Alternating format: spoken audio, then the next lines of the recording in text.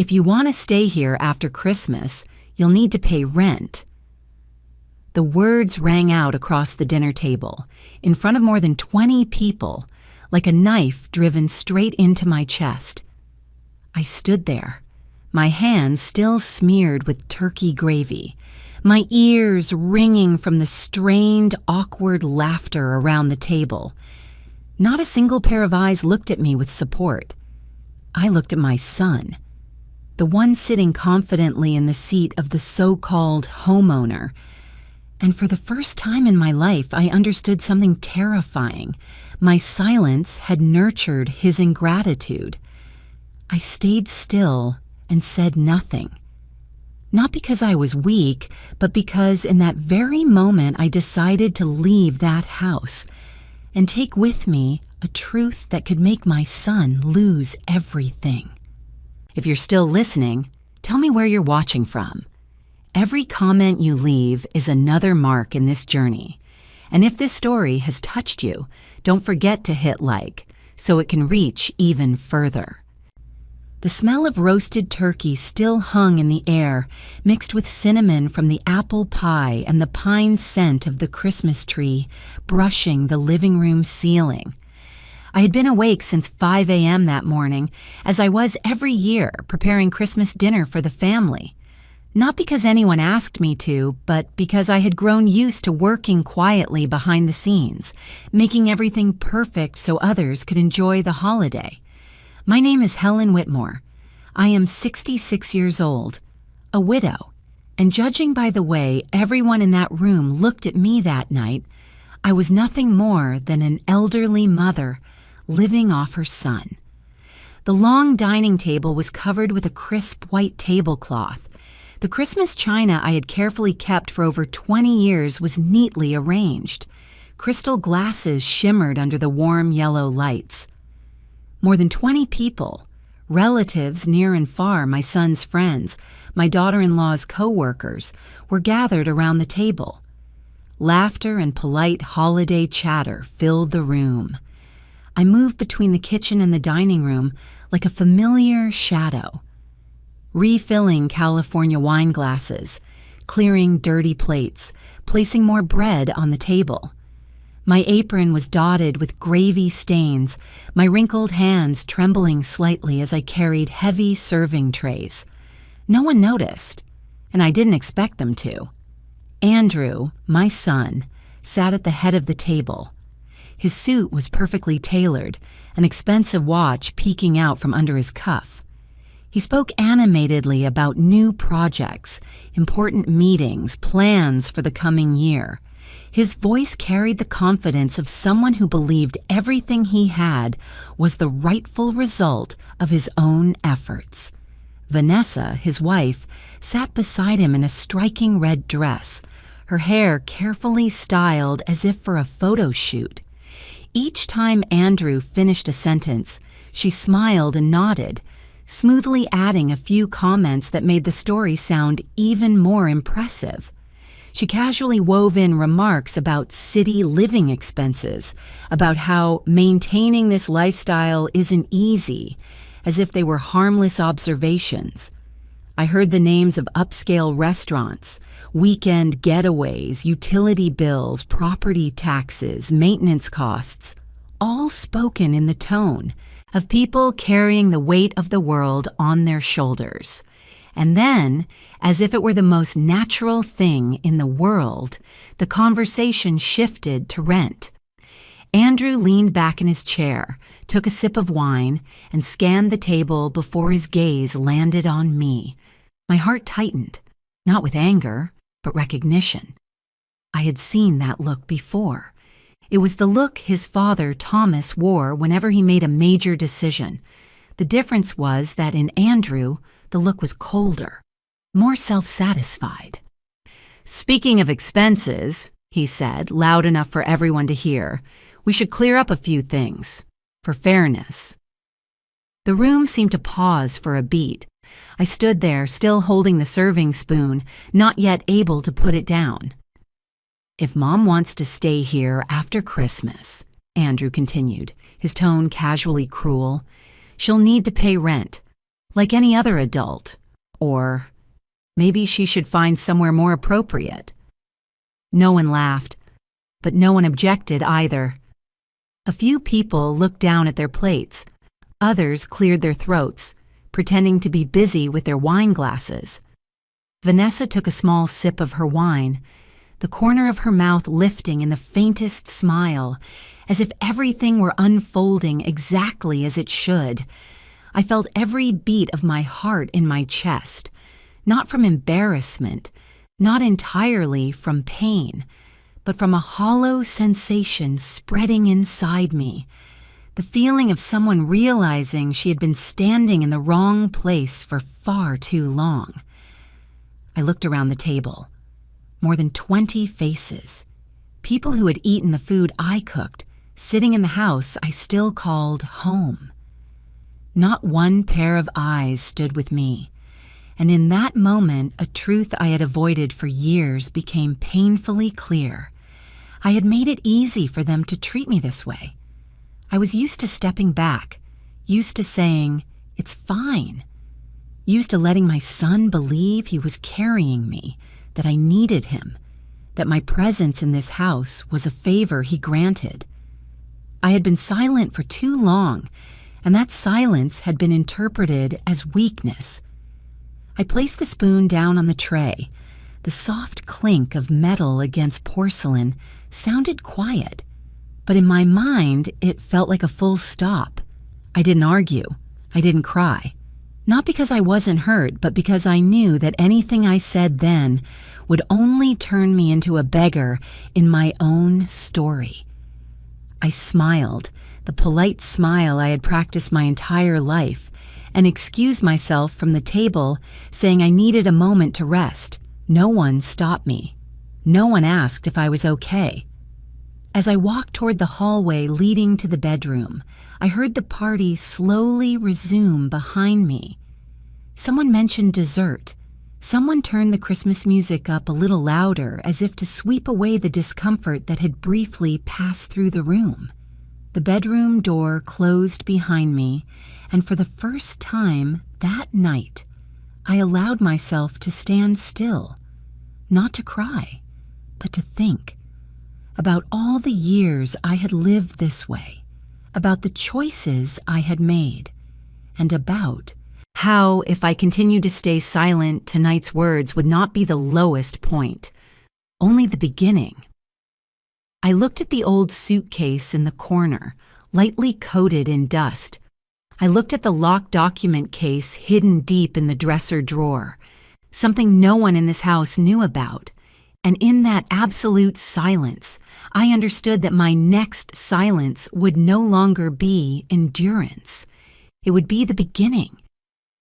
I closed the bedroom door very gently, as if afraid of disturbing someone, a habit I only then realized was meaningless.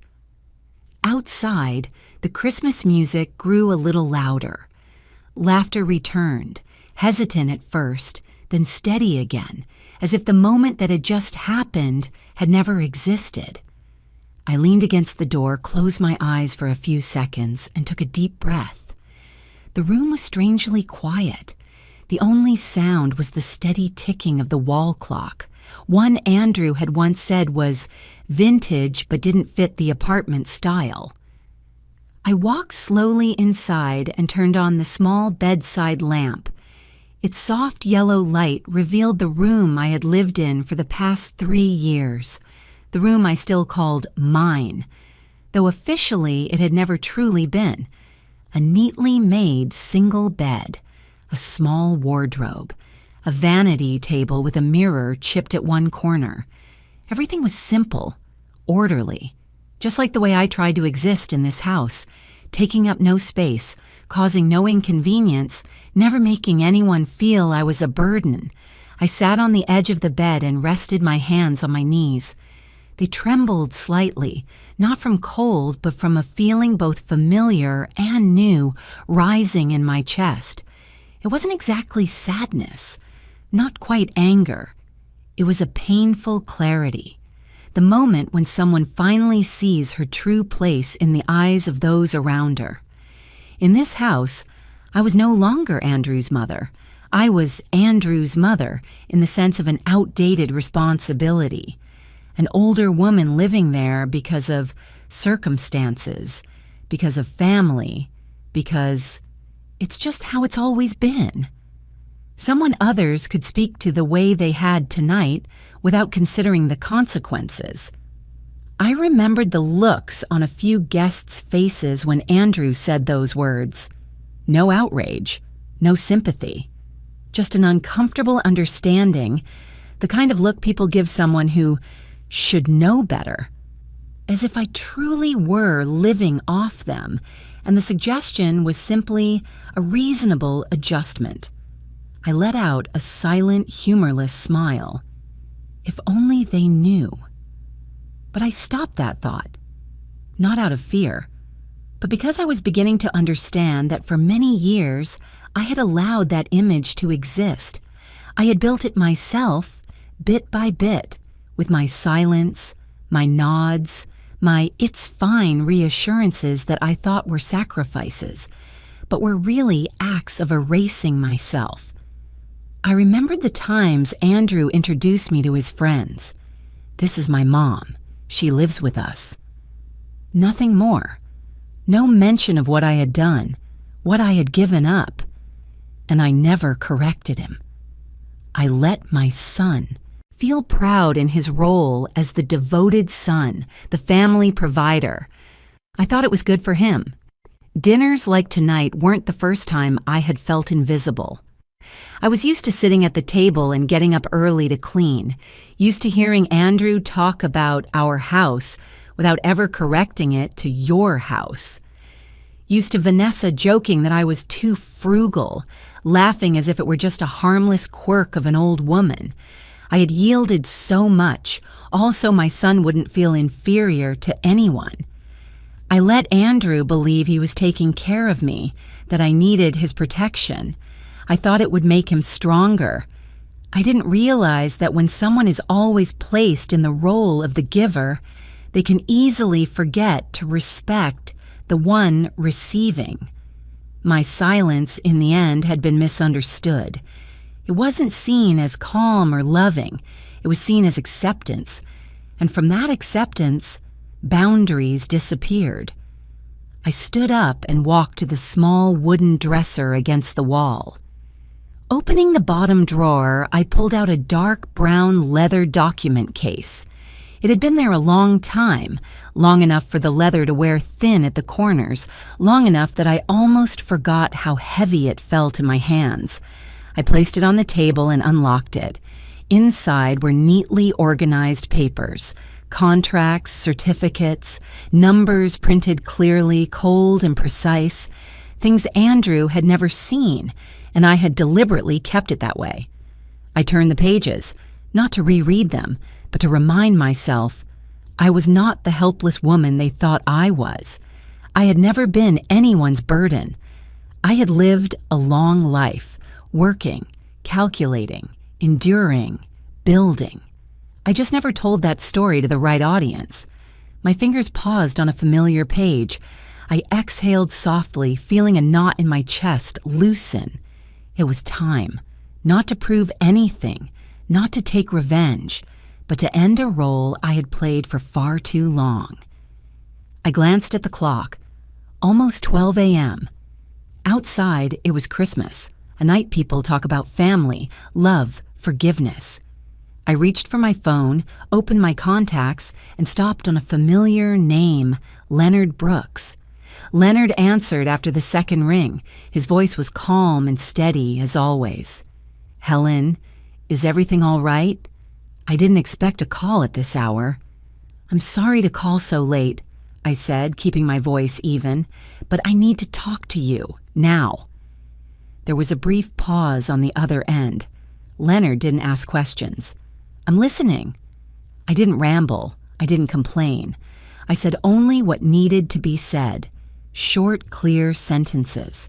I told him I needed him to prepare a few things, that changes were coming, that I didn't want to wait any longer. Leonard sighed softly as if he had been waiting for this day. "Are you sure?" he asked. "I've never been more sure," I replied.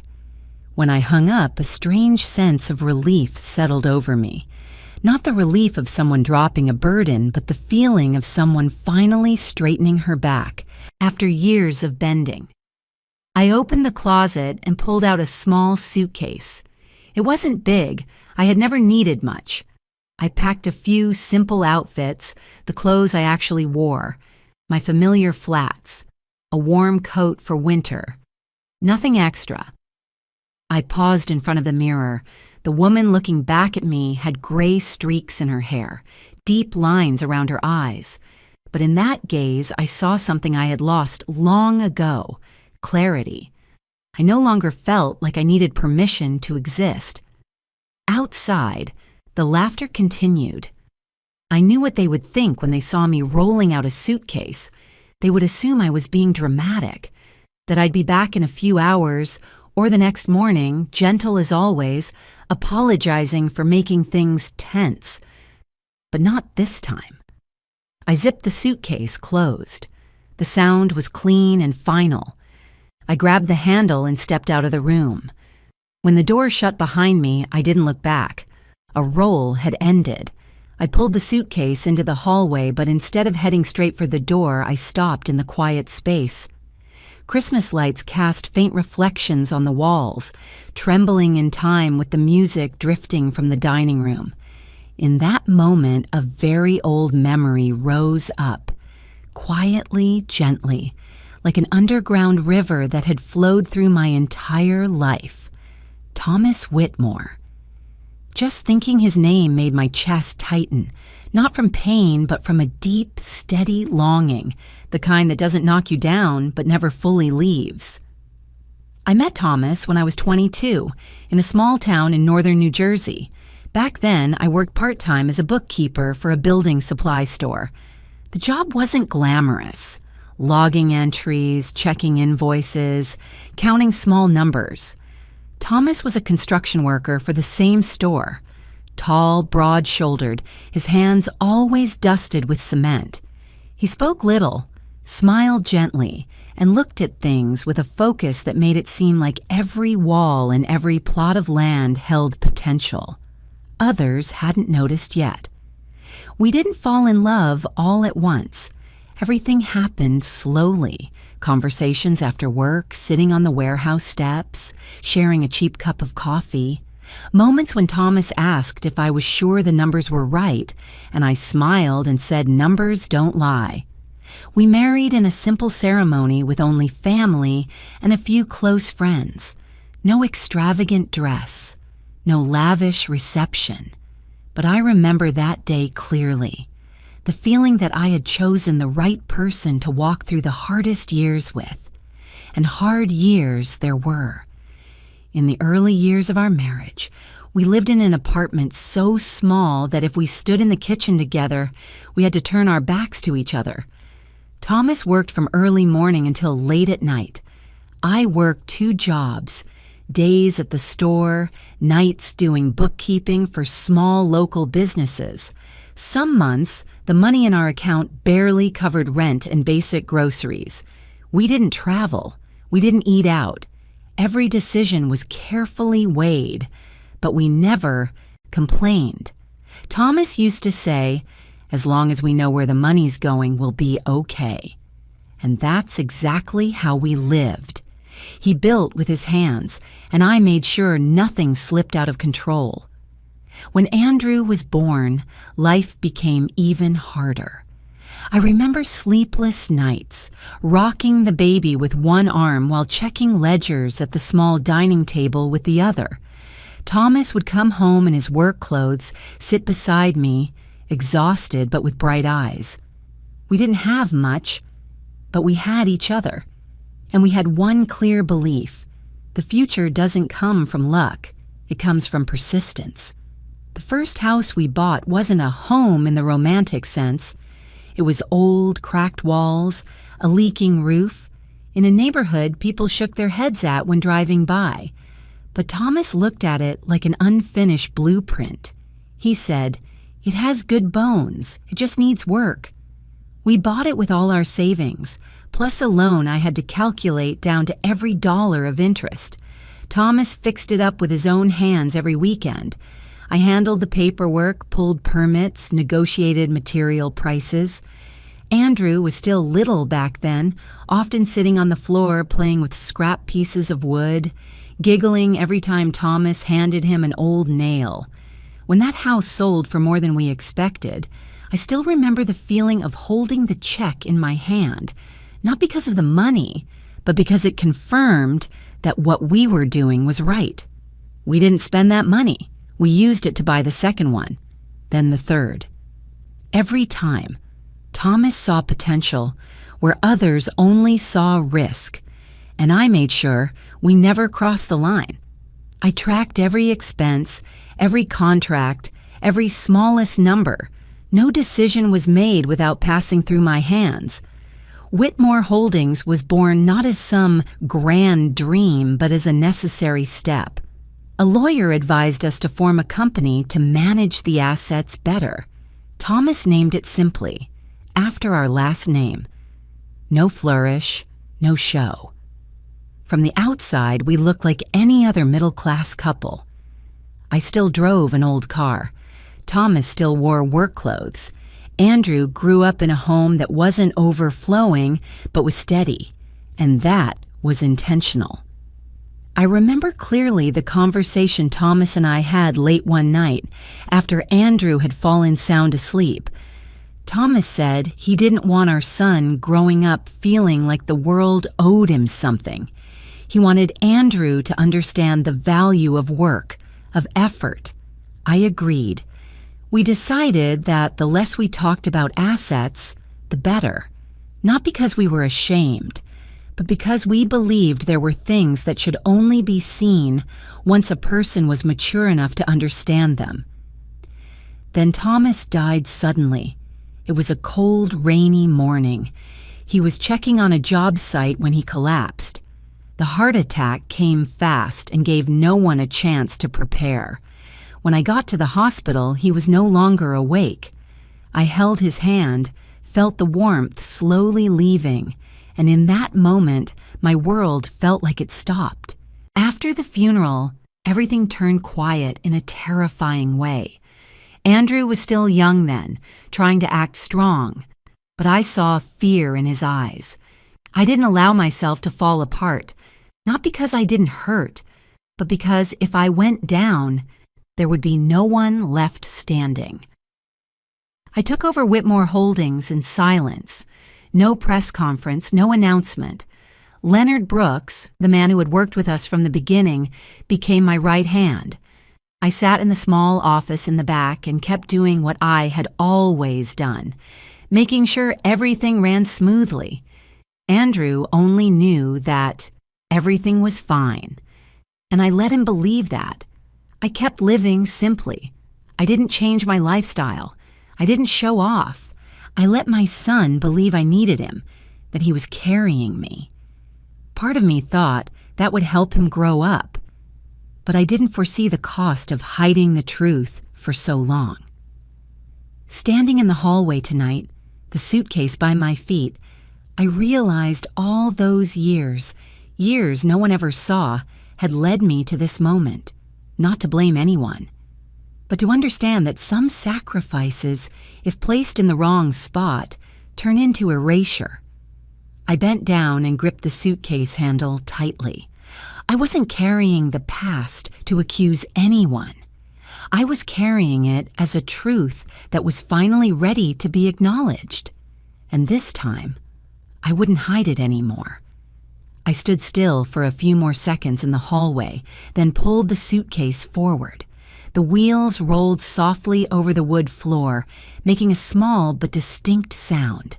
That sound pulled me back to another chapter of my life, one where things began to tilt off course, very slowly, very quietly, so much so that by the time I noticed, it was already too late. Andrew graduated from college during a spring with a lot of rain. I still remember his graduation day. I sat in the stands, my hand clenched around my old purse, watching Andrew in his cap and gown with a heart full of pride and worry at the same time. My son was smart and hard-working, but the job market back then wasn't easy. His first job was at a small architecture firm, and the pay was enough to live on, but only enough in the bare minimum sense. Andrew wanted more than that. I could see it in his eyes when he talked about luxury apartments, livable neighborhoods, classmates who had already moved to a bigger city. I understood that ambition. I had once felt it too. And because I understood, I made a decision whose consequences I wouldn't fully see until much later.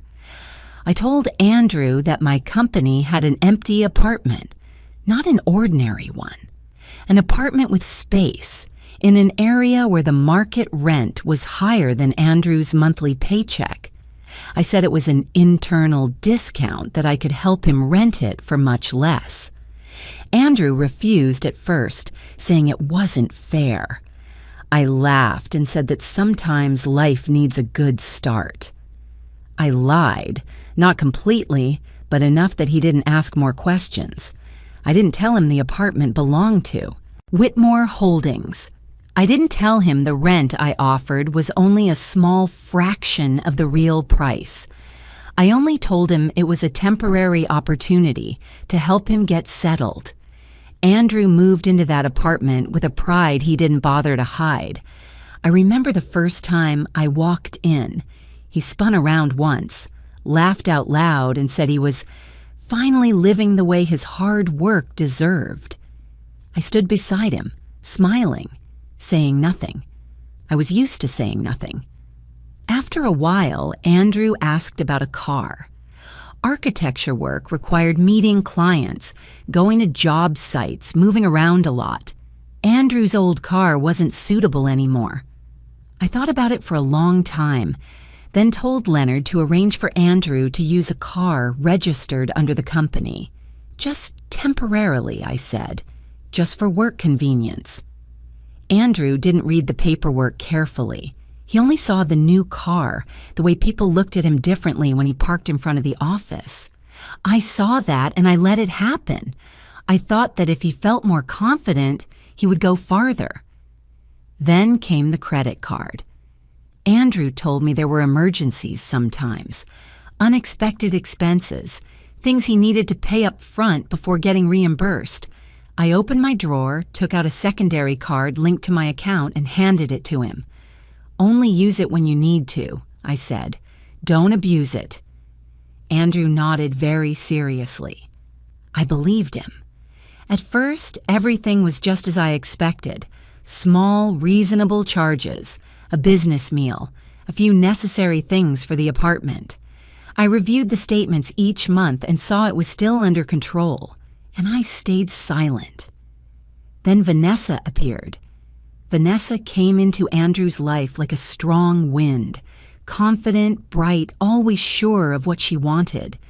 The first time I met her, Vanessa wore a bold dress, talked fast, her eyes always searching for attention. She complimented Andrew's apartment, complimented the car, complimented my son's taste. Andrew stood beside her, wearing a smile I rarely saw before, the smile of someone who felt he had achieved something worth admiring. Vanessa brought a different world with her, a world of expensive restaurant dinners, weekend trips, things I had never considered necessary. Andrew changed quickly. He started talking more about image, about status, about how he had to look the part in other people's eyes. I saw that change, but I didn't intervene.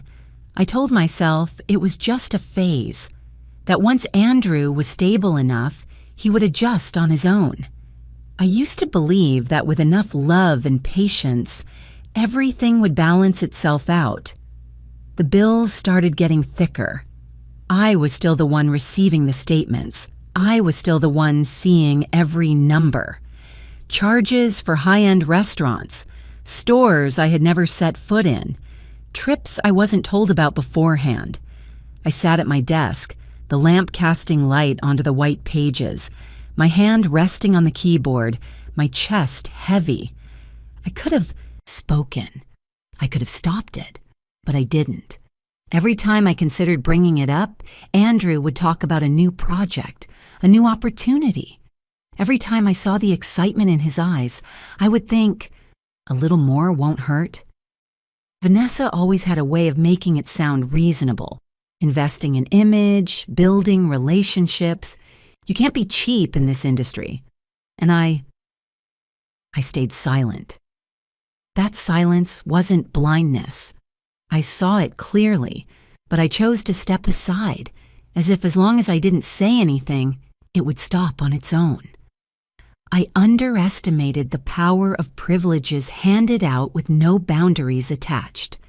Andrew slowly came to believe everything he had was because he deserved it, that the apartment was a reward for effort, that the car was proof of status, that the credit card was just a convenient tool, nothing more. And Vanessa never stopped reinforcing that belief. She talked about the life Andrew deserved, about how you can't live like an ordinary person if you want to succeed. Those words seeped into my son's thinking, little by little, until they became truth in his mind. And I kept playing the role of the simple, frugal mother who asked for nothing. I let Andrew believe he was taking care of me. I let him take pride in that role. I didn't realize that when someone believes they're the one giving, it becomes very easy for them to forget gratitude. Mistakes didn't arrive all at once. They accumulated, like small drops of water falling steadily, unnoticed, until one day the glass overflowed. Tonight, at that Christmas dinner table, the glass overflowed, and I, at last, stopped trying to keep it from spilling. I left the house while the party was still going on behind me. Laughter, clinking glasses, familiar Christmas music carried on as if nothing had happened. The door closed behind me softly, but inside me, it felt like a clear final period on a role I had played for years.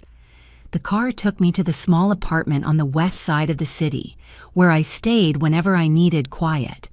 On Christmas night, the streets were emptier than usual. Decorative lights reflected off the wet pavement, stretching into long, blurry streaks. I looked out the window and my chest no longer felt hollow the way it had at the dinner table. Instead, there was a cold, lucid awareness.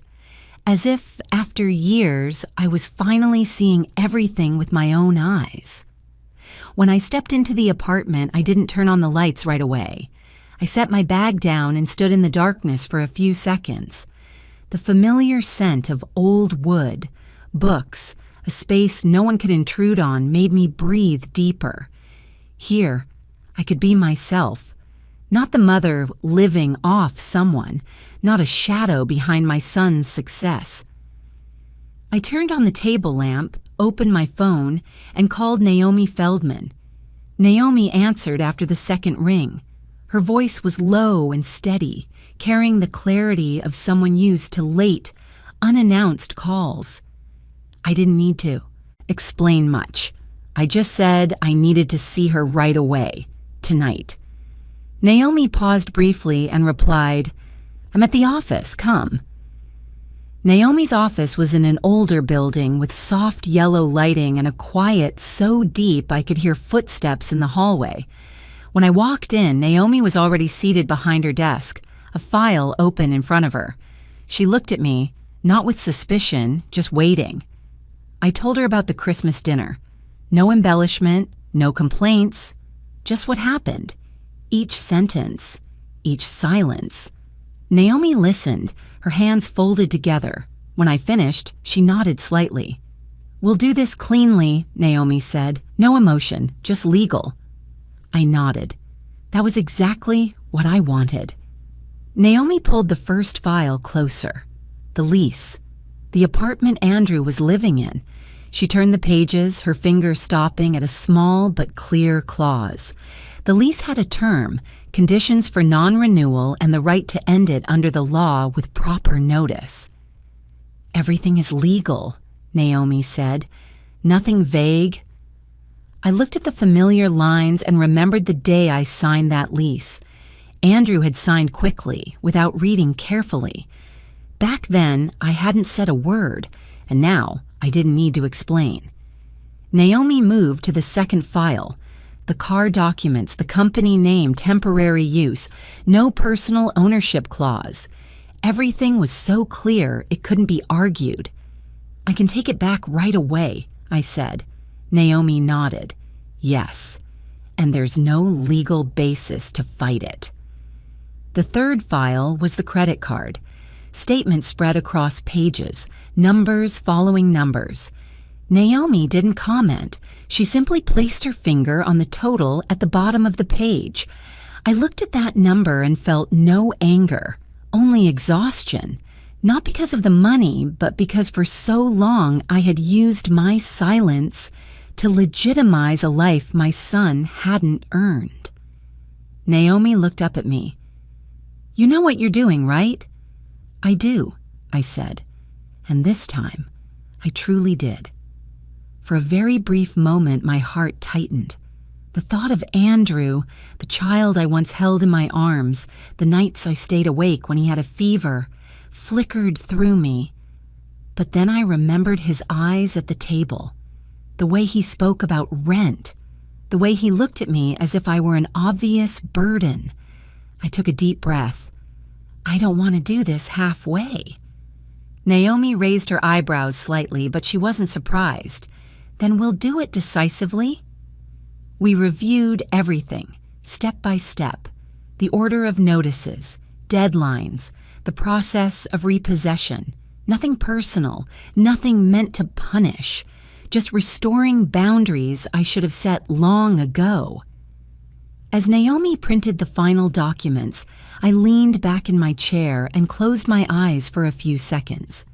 The inner struggle wasn't loud the way I once imagined. It felt like a slow, steady wave, carrying me toward a decision I could not reverse. That night, I understood something with painful clarity. Love without boundaries isn't love. It's leniency disguised as sacrifice. And that leniency had made Andrew believe everything he had was automatic.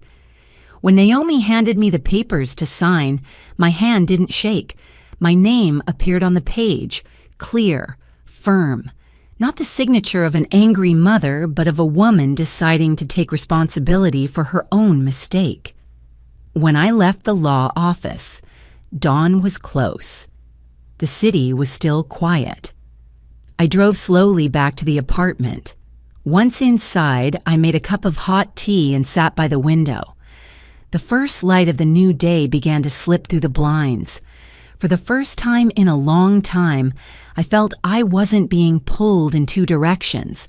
I wasn't torn between being a mother and being myself. Everything had fallen into its proper place. I turned off the light and went to bed. That night, even though it was short, I slept peacefully. No dreams, no jolting awake. Just the deep sleep of someone who had accepted the truth and stopped running from it. The next morning, I woke up before it was fully light.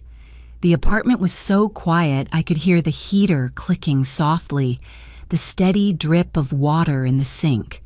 I made coffee and stood by the window, looking down at a street where only a few people were out early walking their dogs. Everything looked normal. Too normal compared to what I knew was beginning on the other side of the city. My phone vibrated lightly on the kitchen table. A text from Naomi, very short. The notice has been sent, email and hard copy, everything on schedule. I read it and set my phone down. There was no feeling of victory, no regret, only a deep stillness, as if I had just closed a door that had been left open too long. Somewhere, Andrew was opening his email inbox. I can picture the scene clearly even though I'm not there. Andrew has a habit of checking his email in the morning, right after sitting down at the table, his coffee cup still steaming. My son usually scrolls quickly, skipping advertisements and unimportant notifications, but that subject line wouldn't be skipped. Notice of non-renewal of lease agreement. Andrew would open it, read the first line, then the second. I know he would have to read it at least 2 or 3 times to make sure he wasn't misunderstanding. That apartment in Andrew's mind was home. It was an achievement, proof that he had accomplished something in life. But an email has no emotions. It only talks about clauses, deadlines, the date the apartment must be handed back, clear, cold, no room for negotiation. And then would come the second blow. Andrew would keep reading, then call the management office, his voice tight, trying to stay calm. He would ask why, say he had always paid on time, never caused trouble. And on the other end of the line, another professional voice would repeat that this was the landlord's legal right, and that if Andrew wanted to continue renting, he could submit a new application at the current market rate. The real rent. I can imagine that moment very clearly. The instant he hears the number, the calculation racing through his mind so fast it almost hurts. Andrew's income, the fixed expenses, the familiar bills, none of it would line up anymore. There would be no way to make it work. The third blow would come faster than I expected. Vanessa would be the first to discover it. I picture Vanessa in a store, bright lights overhead, the familiar scent of perfume, her hand holding the card she was used to swiping without thinking. Vanessa isn't someone who checks balances. She's used to everything being approved. And then the card reader would make a short, dry sound, declined. At first, it would be a mistake. Vanessa would force a smile and ask them to try again. Then again. The cashier's expression would shift slightly, from polite to cautious. People waiting in line behind her would start to look. Vanessa would leave the store with her face flushed, her hand gripping her phone tightly. The call to Andrew would be impatient, blunt, just panic mixed with anger.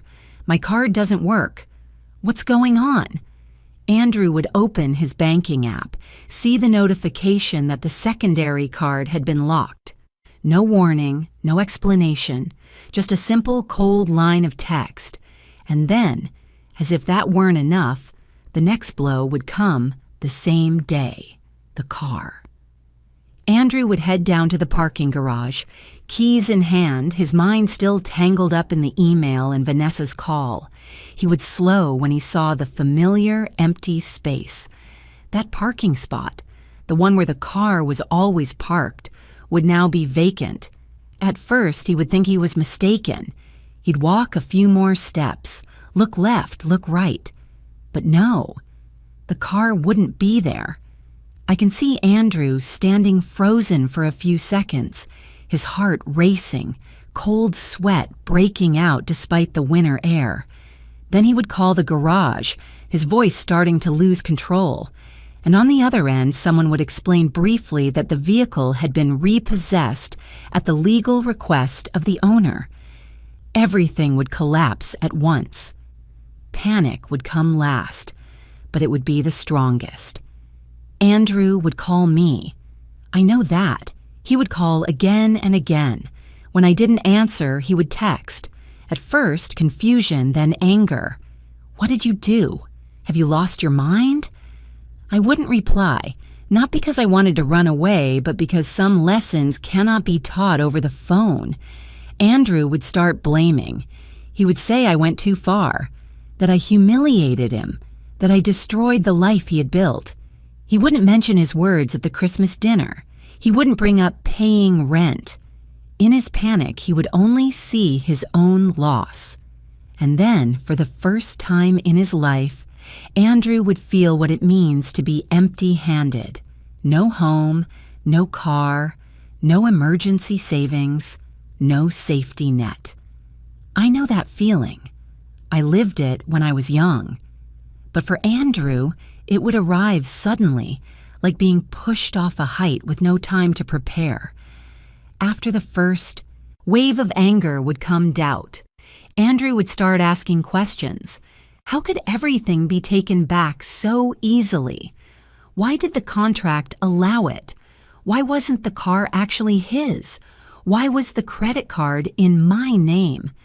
He would begin to re-examine details he had never paid attention to before. Documents he signed without reading. Vague answers I had given him. The times I avoided his questions when he pressed too hard. And then, Andrew would start digging. My son isn't foolish. Once the shell of confidence is stripped away, what remains is a mind capable of analysis. Andrew would go back through old emails, old contracts. He would search for information about Whitmore Holdings, a name he had heard me mention in passing but never considered important. Every search result would be a small shock. The company, the assets, the connections, familiar names appearing in places Andrew never expected, and the pieces would begin to fall into place. I know that somewhere in that process, Andrew would stop. He would sit for a long time, staring at the screen, his mind blank. Not angry, but filled with another feeling, the realization that for years he may have been living inside a story that wasn't entirely true. One shock would follow another, quietly, without drama, not like in the movies, but deep and impossible to avoid. As for me, I sat in my quiet apartment, my hands wrapped around a cup of coffee gone cold. I wasn't happy, but I wasn't in as much pain as I thought I would be either. I was simply waiting. Not waiting for an apology, not waiting for remorse. I was waiting for the moment my son would begin to see the world through his own eyes, not through the privileges he once believed were natural. The days that followed passed slowly, as if time itself was cautious of what was about to be uncovered. I didn't actively check on what Andrew was doing, but I knew he couldn't stay still. Some falls force a person to stare at the ground for a long time before lifting their head again, and Andrew was right in the middle of that moment. The truth began to surface from a single name, Whitmore Holdings.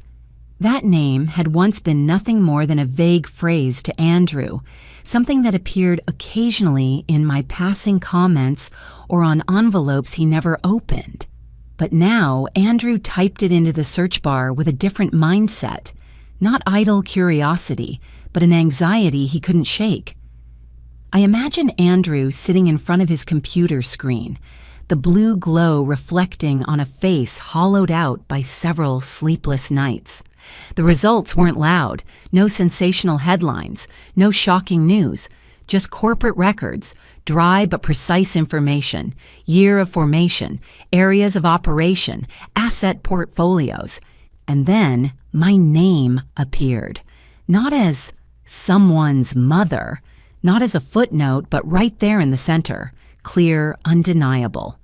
My name listed as the principal shareholder, legal representative, the person signing documents Andrew had signed beneath, as a tenant, a user, someone who had been favored.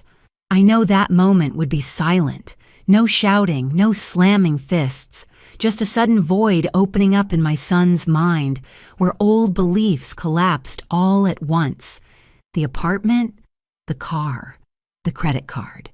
None of them were rewards for effort anymore, but things placed in his hands deliberately and taken back just as easily. Andrew would push his chair back, stand up, pace around the bare room. He would remember every time I said, "It's fine." Every time I refused to buy something new for myself, every meal I cooked in silence. Pieces that once seemed disconnected would suddenly lock together in a way that made it hard to breathe. But Andrew still wouldn't fully understand. Not yet. So he would go to the only person left who could tell the whole story without evasion. Aunt Ruth. Ruth is Thomas's sister, almost 10 years older than me.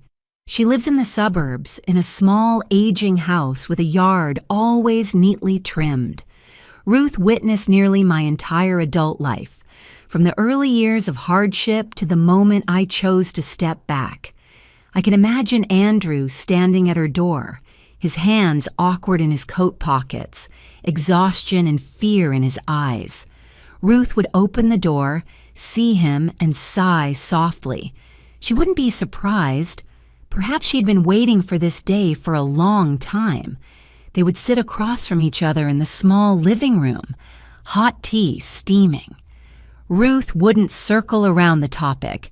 She would look straight at Andrew and say, "You're here to ask about your mother, aren't you?" Andrew would nod. For the first time in days, my son wouldn't try to appear strong. His voice would go hoarse as he asked why everything was this way, why I lived so simply, almost invisibly, while behind me stood an entire structure he had never known about. Ruth wouldn't answer right away. She would look out the window where bare branches swayed lightly in the winter wind. Then she would begin to tell the story, without embellishment, without dramatizing it. She would talk about me when I was young, about the years I worked without rest, about how I managed every dollar, every expense, while Thomas laid brick by brick, about the nights I sat at the kitchen table with ledgers while Andrew slept in the next room. Ruth would talk about my decision after Thomas died, about choosing not to change my lifestyle, about wanting Andrew to grow up as an ordinary person, to understand the value of work and independence, about my deepest fear, that if my son knew he was standing on too thick a cushion, he would never learn how to stand on his own. Andrew would sit silently, no arguments, no interruptions. What Ruth said wouldn't sound like an accusation. It would sound like a calm account of choices I had carried alone. When Ruth finished, the room would fall quiet. Andrew would lower his head. For the first time, he would look at himself not through the lens of success, but through the consequences of arrogance.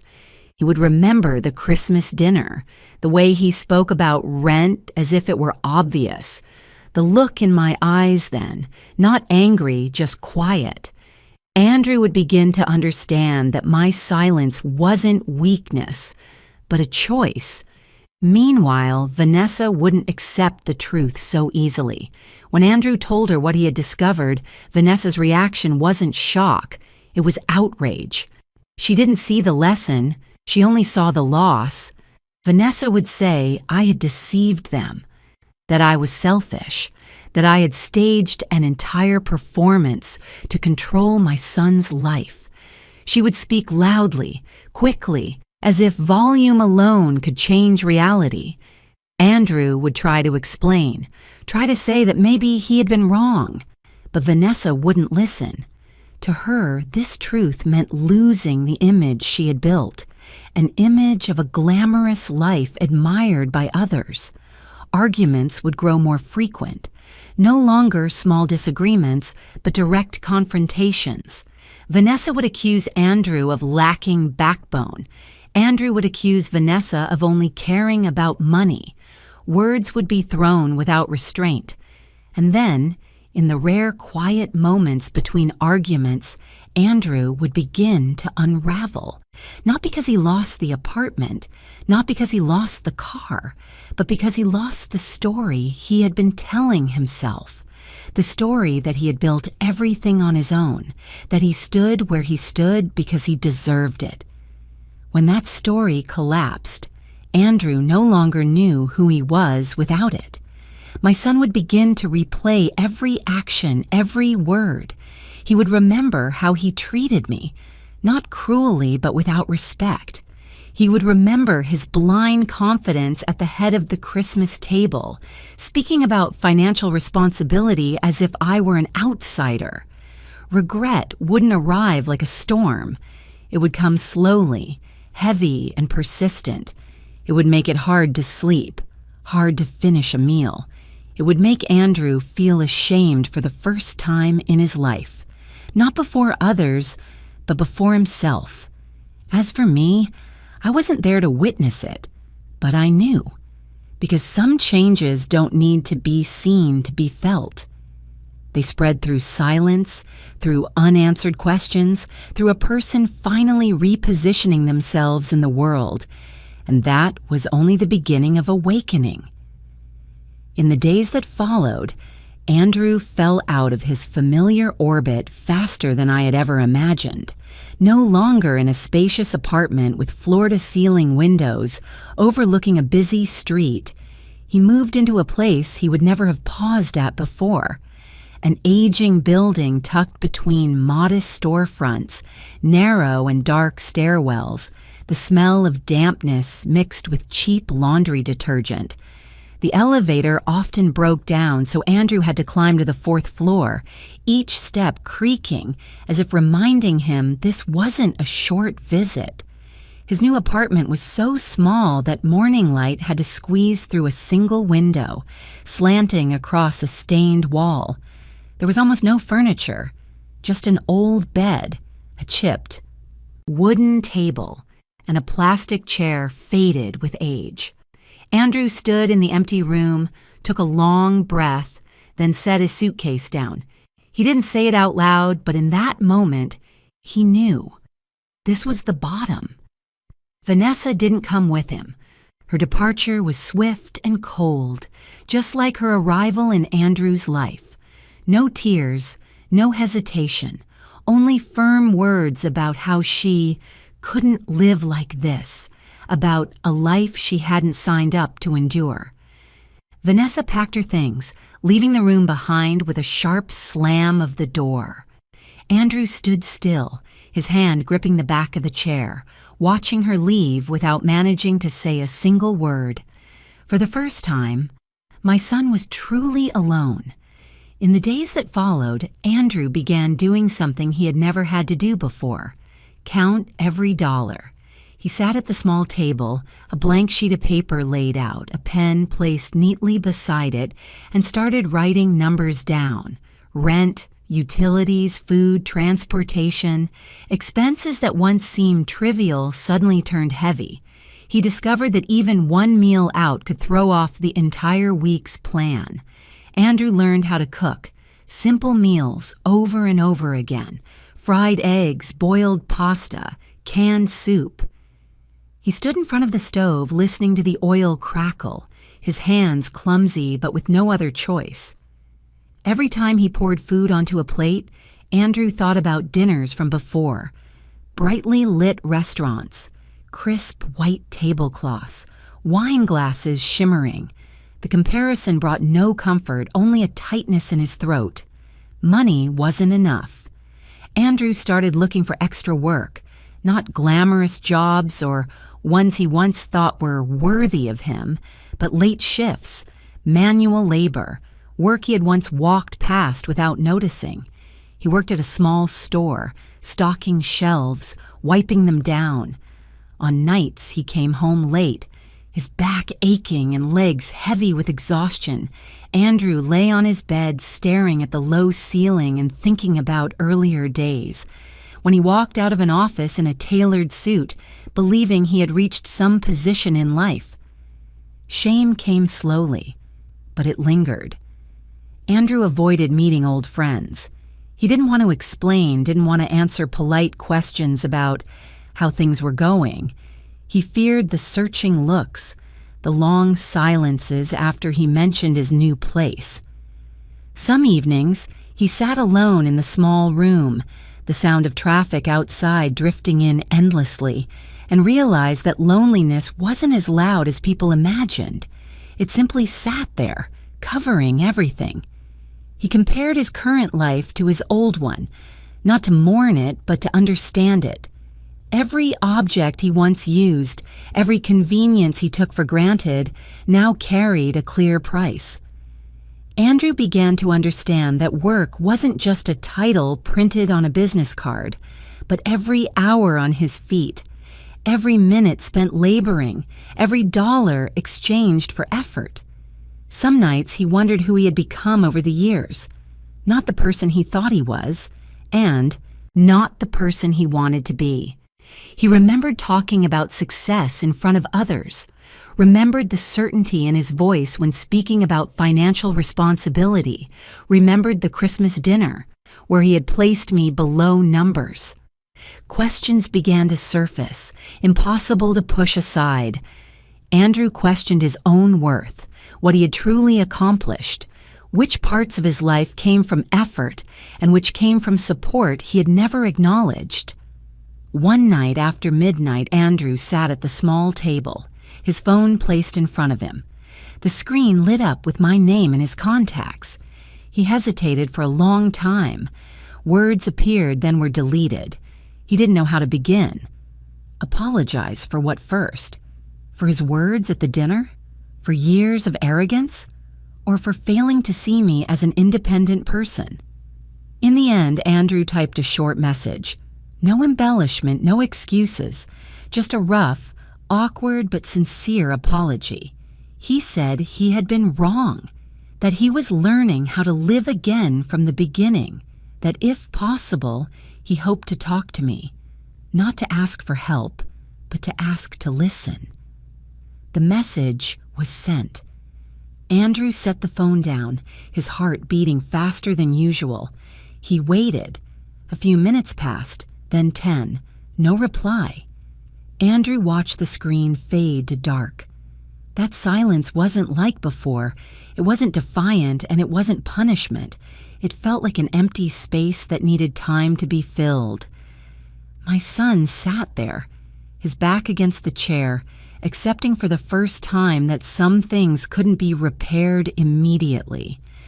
As for me, I read the message very late. I didn't respond.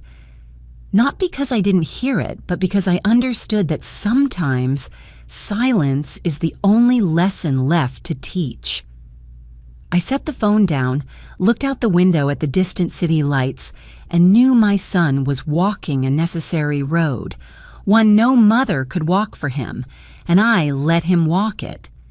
Time passed slowly, but it didn't stop. After the first weeks of struggling with his new life, Andrew gradually realized that simply enduring wasn't enough. He needed a different anchor, not money, not status, but a reason to wake up each morning without feeling ashamed of himself. The first job Andrew took after the collapse was unlike anything he had done before. It was a temporary position at a small construction company that specialized in renovating older homes in working-class neighborhoods. The pay was low, so low that when Andrew read the number in the confirmation email, he let out a dry laugh. But he accepted it. There were no glass offices, no personal desks, no business cards with titles. Andrew wore old jeans, safety boots, a hard hat, and stood on job sites filled with dust and the clang of metal. On his first morning, he arrived earlier than scheduled, standing awkwardly among workers who had known each other for years. No one cared where he used to live or what kind of car he drove. Here, people only cared whether he could do the work. Andrew started with the simplest tasks: carrying materials, cleaning up, measuring. Some days his hands blistered from tools. His back hurt so badly that at night he only wanted to lie still. But strangely, that exhaustion carried none of the emptiness he felt before. Each evening, washing his hands in cold water, looking at small cuts on his skin, Andrew knew he had done something real, even if it was small. Gradually, he began to understand his father's profession in a way he never had before. Andrew remembered Thomas Whitmore coming home with dusty clothes, sun-darkened hands, the smell of wood and cement clinging to his jacket. Back then, Andrew was young and only thought his father worked hard. Now, standing on job sites himself, Andrew understood what that hardship meant, how small decisions could affect others' safety, how a single mismeasured millimeter could lead to serious consequences. Some afternoons, Andrew sat eating lunch with the other workers on concrete steps. Simple meals, bread, hot soup, inexpensive fruit. The men and women around him talked about their lives openly without pretense or display. Some supported entire families in cramped apartments. Some worked 2 or 3 jobs just to cover rent. Andrew listened, first awkwardly, then thoughtfully. For the first time, he saw people who had far less than he did, less money, fewer choices, but no less dignity. They worked hard, laughed when they could, complained when necessary, but didn't see themselves as victims.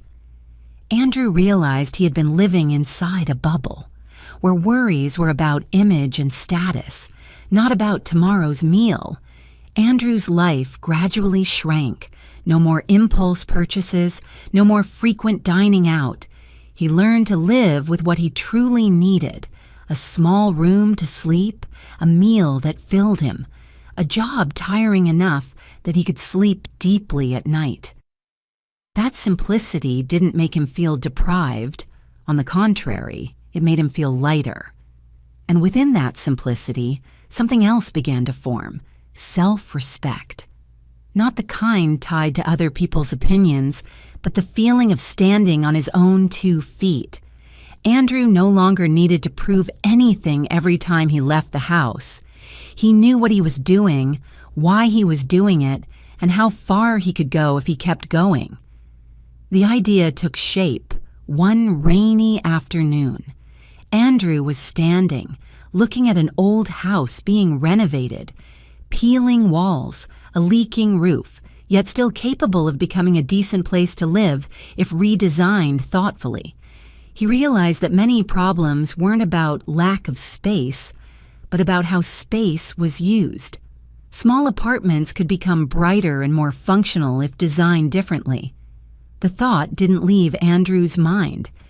That evening, after finishing a simple meal, he sat at the table and took out paper and pen.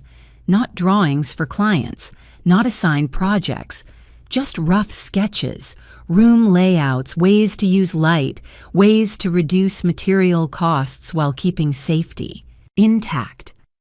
Andrew worked until he lost track of time.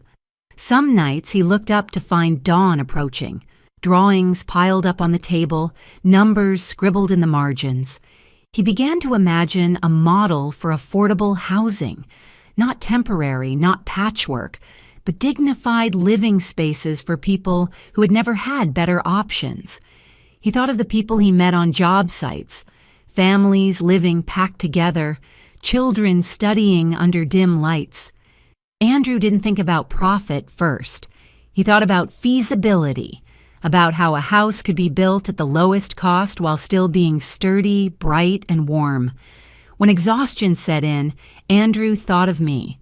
Not to blame, not to ask, but to understand. He began to see more clearly the path I had walked, the patience, the discipline, the unglamorous but steady decisions. Andrew realized that what he was doing now closely resembled what Thomas Whitmore once did, and what I had quietly built. The new person within Andrew didn't appear suddenly. It didn't arrive with a brilliant moment of awakening. It grew slowly, day by day, in sweat, repetition, and small but consistent choices. Andrew was no longer a man who believed he deserved everything good simply because he wanted it. He began to understand that value isn't given, it's created. And somewhere far away, I felt that change without anyone telling me. There are bonds between mother and son that don't need words to be recognized. I knew Andrew was being reborn, not into a more perfect version, but into a truer one. And for the first time in a very long while, I believed my son was on the right path. Life has its own way of bringing people back to familiar places, but with an entirely different mindset. Andrew received an email inviting him to present his project late one evening, just after finishing a long shift at the job site. The subject line was brief, unadorned, but enough to make him sit still for several seconds in front of the screen. An investment group was looking for low-cost, sustainable housing ideas, and someone had passed along Andrew's sketches. He read the email again and again, not because he didn't understand it, but because he was afraid he did. The invitation promised nothing. No mention of budget, no talk of partnership, just a presentation. But to Andrew, that was more than enough. The meeting day arrived faster than he expected. That morning, Andrew stood in front of the mirror in his small apartment, adjusting a carefully ironed shirt. He didn't have many clothing options, no expensive suit, no shiny watch, just clean, neat, sufficient clothes. When he left, Andrew carried a thick folder, not only drawings, but notes, numbers, and lived experience. The location of the meeting stunned him the moment he stepped off the bus. A tall building, glass reflecting the pale gray morning sky. Andrew stood at the entrance, gripping his bag strap, his heart beating faster. He had passed this place before, but never like this. Back then, he entered as someone favored, believing every door opening was natural. Now he entered with the caution of someone who knew he had to earn every step. Andrew gave his name at the reception desk.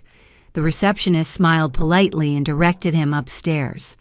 The elevator ride felt slow, or perhaps Andrew simply felt it that way. Each passing floor matched a stronger heartbeat. When the meeting room door opened, Andrew stepped inside and froze. I was seated at the head of the table, not as his mother, not with the familiar eyes of family dinners. I wore simple but polished attire, my hair neatly tied back, a folder in front of me identical to everyone else's. My gaze was forward, showing no personal emotion. Andrew felt the air in the room thicken.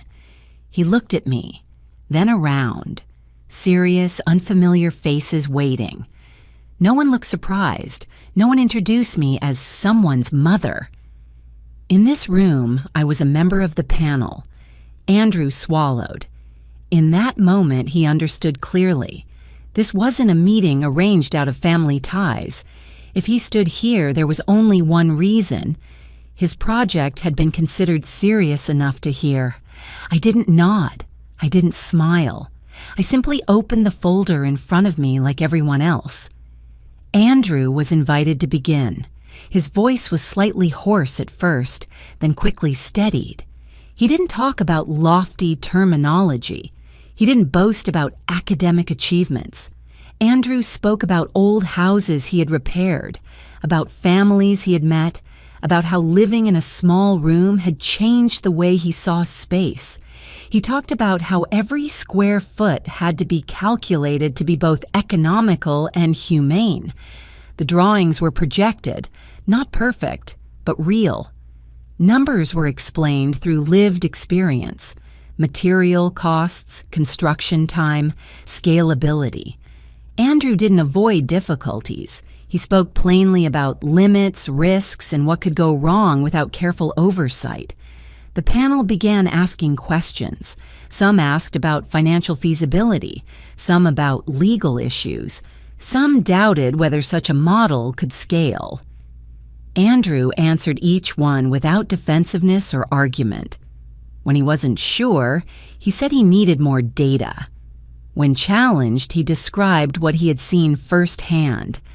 I sat there, listening. Not as a mother waiting for her son to get it right, but as someone who had reviewed hundreds of projects and heard hundreds of presentations. And I could clearly see the difference. Andrew wasn't trying to impress. He was simply telling his truth. The exchange lasted longer than expected. When the final question ended, the room fell into a brief silence. Andrew stood still, both hands resting lightly on the edge of the table, waiting. No hope, no disappointment, just acceptance. Finally, the chair spoke. The decision was made, neither rushed nor delayed. The panel agreed to move forward one step further. Not a full approval of the project, but a pilot phase, a small site, a limited budget, a clear timeline, and with it came conditions. Andrew would be directly responsible. No privileges, no personal interference. All reports had to be transparent. Every decision had to be explained. If it failed, the project would stop. I looked at Andrew for the first time since he'd entered the room. My expression didn't soften, but it wasn't cold either. It was simply direct. Andrew nodded. He didn't say thank you. He wasn't emotional. In his eyes was a very clear understanding. This was not a favor. This was an opportunity, and opportunities must be paid for with responsibility. When the meeting ended, everyone stood up and gathered their papers. Andrew remained there for a few seconds, as if he needed extra time to believe that what had just happened was real. Then he turned and walked out of the conference room without looking back. I watched his back disappear, not calling out, not stopping him. Not because I was indifferent, but because I knew this moment didn't need words. That fateful meeting didn't heal everything immediately. It didn't erase old wounds. But it placed Andrew in the right position, not under my shadow and not on a false pedestal, but where he stood on his own 2 feet. The project began quietly, nothing like Andrew had once imagined. There was no grand groundbreaking ceremony, no stirring speeches, just a small plot of land, a few old buildings marked for renovation, a modest group of workers, and a packed schedule of tasks to complete. Andrew stepped into the role of project lead with intense focus, as if a single moment of distraction could cause everything to slip away. My son worked harder than at any other time in his life. He arrived at the site early in the morning and left late at night. Andrew no longer stood on the sidelines, holding drawings like an observer. He was in the middle of everything, resolving disputes between builders and suppliers, checking every small detail, learning how to balance progress with safety. Some days he returned to his small apartment covered in dust, completely exhausted, but his eyes were no longer empty as before. The first mistake came sooner than Andrew had hoped. A batch of materials was ordered with the wrong specifications. Not a major error, but enough to slow progress and increase costs. When the report came in, he sat silently in front of the screen, rereading the discrepancies several times. In the past, mistakes like this were often handled with a phone call, an extra payment that required no explanation. Not now. Andrew had to face the consequences directly. He called a team meeting, didn't avoid responsibility, didn't blame anyone. Andrew admitted the mistake, presented a corrective plan, and proposed cuts in other areas to compensate. Some objected, some were concerned. But Andrew listened patiently, adjusted, and persuaded with logic and transparency. For the first time, my son understood what real crisis management meant, not with money, but with credibility. I followed everything from a distance. I didn't call to check in. I didn't send advice. I read the regular reports like any other board member. The numbers were no longer abstract. They carried sweat, hesitation, and nights Andrew stayed awake trying to find balance. I saw the change in his writing. Shorter, clearer, less showy. There were moments when I wanted to intervene, when I saw progress slow, when I knew Andrew was under intense pressure. But I didn't. Not because I was cold, but because I understood. If I stepped in now, everything would lose its meaning. Maturity cannot be borrowed.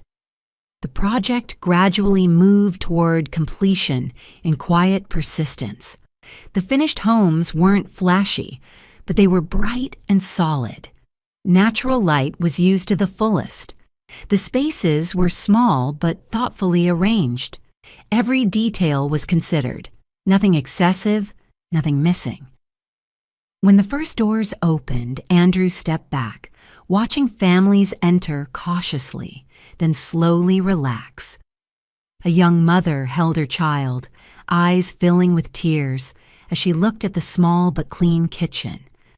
A middle-aged man stood for a long time at the doorway, his hand resting on the new wooden frame, as if making sure it was real.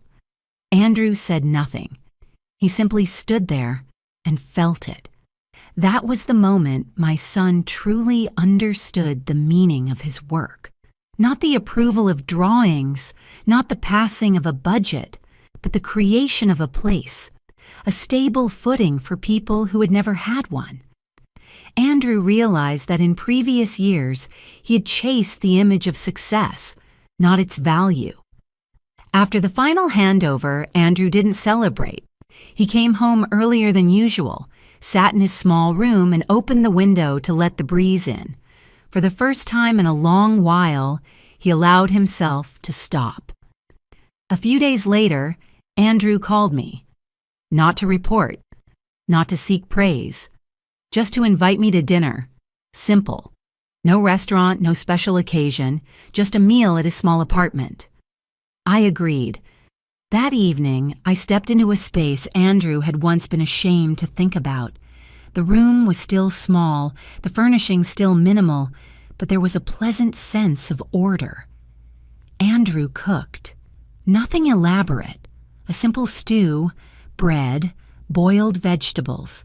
The smell of food gently filled the room, bringing back memories of long-ago dinners when he was still a child. We sat across from each other. Neither of us rushed to speak. Andrew looked at me for a long time before he spoke. His voice wasn't shaking, but it was slow. He didn't ask for help. He didn't offer long explanations. Andrew apologized, not for one specific event, but for an entire period of time.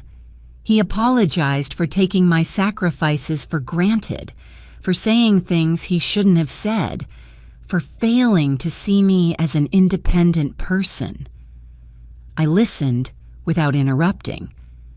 When Andrew finished, the room fell silent again. But this time, the silence wasn't heavy.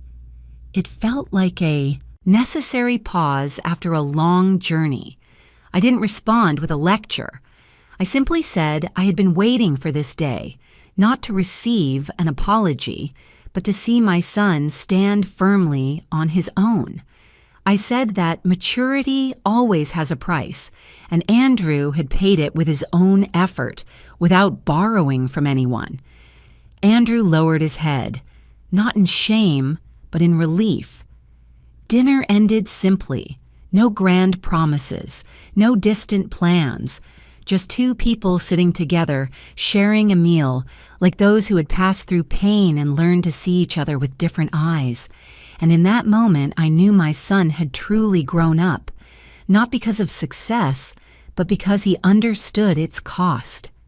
Many years have passed since that Christmas season, the one when a seemingly careless sentence forced all of us to stop and look directly at ourselves.